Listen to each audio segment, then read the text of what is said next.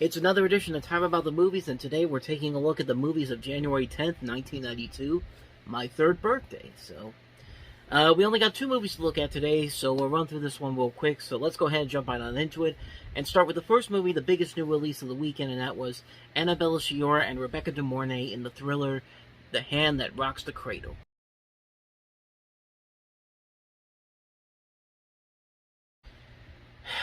Okay. I got something to say about this. If you've been following my reviews for the last couple of years, you know that when it comes to females, actresses playing the villains or the antagonists in movies, I've been mostly very critical about them. Not because of the actors themselves, but just because of the way they're written, the way the characters act. You really need to be pitch perfect to play a good villain. It is no matter who you are. But very rarely do I see actresses nowadays really make the antagonist role work as well as they have to be. Like, two examples come into mind. Ava Green, who was in 300 Rise of an Empire and Sin City: A Dame to Kill For. I thought she was a good villain in 300, at least in 300 Rise of an Empire. And then Cate Blanchett in Thor Ragnarok. She was great as why can't I remember her name now? Hela from Thor Ragnarok. That's who I was thinking of.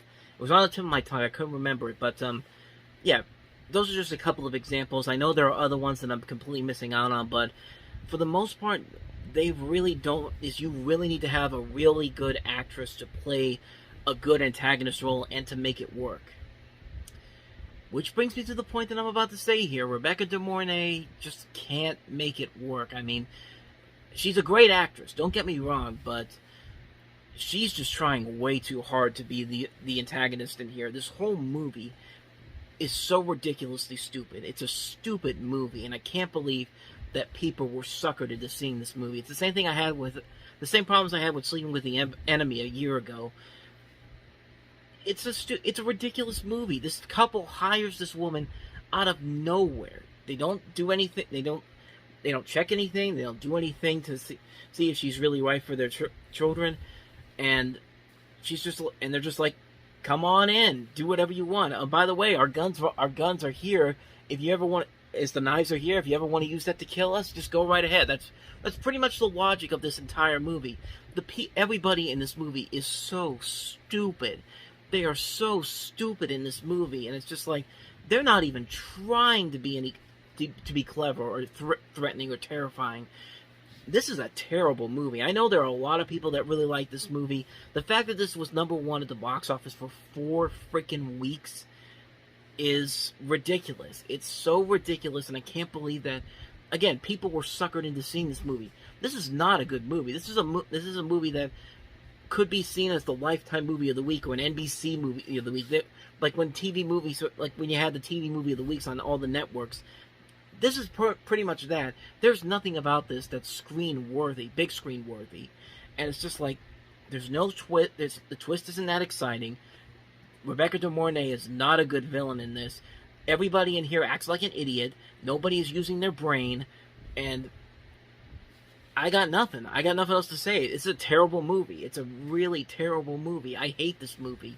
I hate this movie so much, and sadly, this was a trend back then, because we not only had this, we not only had Sleeping with the Enemy the year before, but we also have Single White Female coming up this year, which was pretty much the same thing as this movie, which is just let's bring a random stranger into my home, and everything's going to come up daisies. Everything's going to come up happy, and we're all going to be happy together. And it's just like, nope. This movie irks me a lot. I mean, I really don't like this movie. It's a shame, too, because there is talent here. I mean, like I said, Rebecca De Mornay is a great actress. Annabella Sciorra is a great actress. You have Ernie Hudson here. One of the writers, the writer for this, Amanda Silver, her and her husband, Rick Jaffa, wrote the Planet of the Apes movies that we had recently. Those were great films. Curtis Hanson is a great director. He did L.A. Confidential. He did 8 Mile. And, yeah, this movie just didn't work for me. It irks me so much that people were so stupid that they fell for this and made it a hit. And it's ridiculous that this made as much as it did, because when I watched it for the first time, I was expecting something great considering the talent and the people on board here. there's nothing great about this movie. We've seen this story done over and over again, and it's just like everybody bought into it. That's really, I have nothing else to say about this movie. It's a bad movie. It's one of the worst movies of '92, and it's one of those movies that I feel like it's going to be something like I have with Baby Driver or The King's Speech, where everybody loves it, and I'm the one person that's just like, you guys don't see how terrible this is? This is a bad movie. So, yeah, that's pretty much all I got to say about The Hand That Rocks the Cradle. So, with that said, though, let's get back on a positive note here. Let's go on to the next movie that we have here, the last movie that we have here, and that is Christian Slater in the action comedy Cuffs.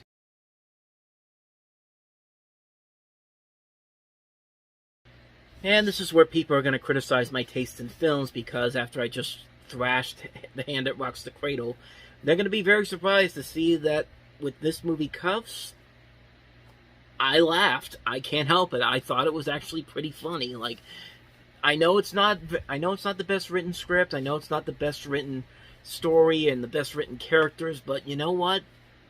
They made it work. I mean, I actually was very surprised that I actually came out of this movie and actually ended up really liking it. I thought it was actually pretty funny. And really, it is mostly because Christian Slater does carry this film. I mean, he's the best thing about this movie. He sells this film, and he's very funny. He's very, like I said before, he sells the film. And it's funny because I think the reason why I like this movie more is because when I see Christian Slater play this character, for some reason I always think of John Flickster, the Flick Pick. If you ever seen his channel, and you ever seen John Flickster's mannerisms and all that, a lot of that is in this movie, and maybe that's why I kind of enjoyed it a lot more than I think a lot of people would. Plus, there are some legitimately funny moments too. When they the scene where they blow up the Chief's car. The scene before that, it's what happens before that. It's so ridiculous because Tony Goldwyn's character goes into this abandoned mine this abandoned building, I should say, where they find Cuffs, where Cuffs is like tied up along with the dog, and this bomb is about to go off, and they're just taking their time, and then all of a sudden, as soon as he screams out bomb, they jump through a window and the thing literally explodes. Like, keep in mind that he was still tied up when he said bomb, and then just after that, they somehow managed to get out of there in a matter of seconds, which, it's the most ridiculous thing ever. But what follows after that is one of the funniest scenes in the movie, and it's mostly helped because of Slater and also Tony Goldwyn's performance. I mean, it's amazing how the laws of physics just completely go away there, because it's like as soon as Tony Goldwyn says it's the Chief's car, the car is just like, oh really, and then blows up again. It's like, how can you not laugh at that? It's hilarious.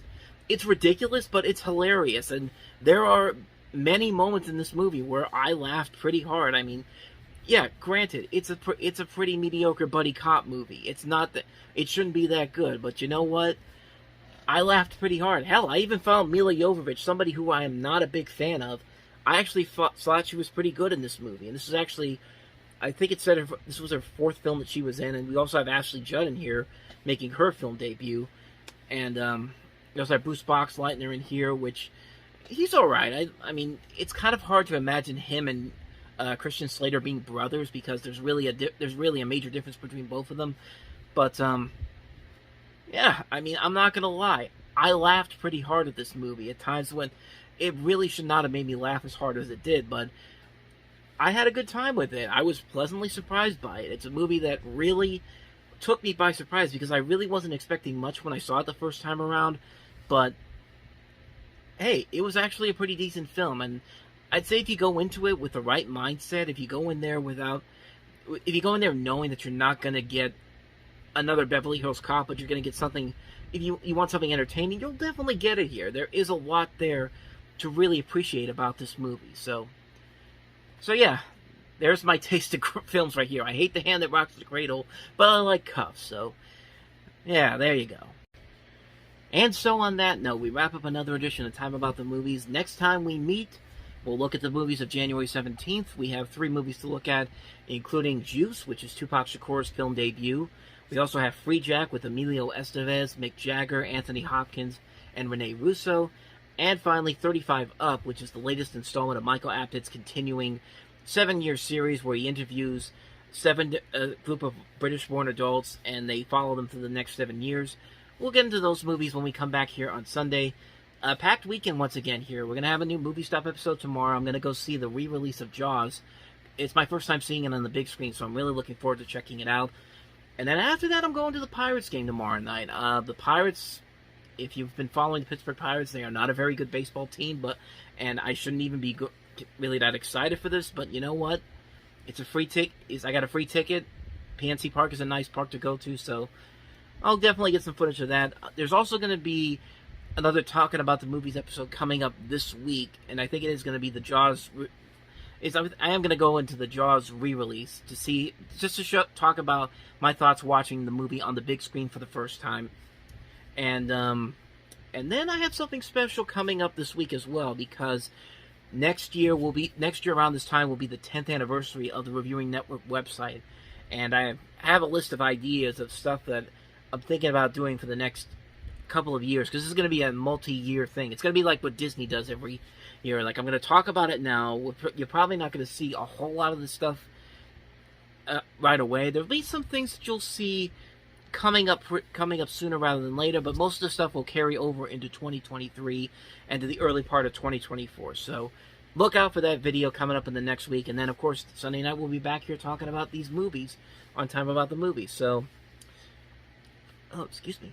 With all that said, thank you guys for watching, and if you want to see more videos like this, please check out the playlist on the next page, check out the previous episode, and I'll see you guys on Sunday for another episode. I'll see you guys tomorrow for some more videos. Thank you for watching. I'll see you next time, and until then, take care.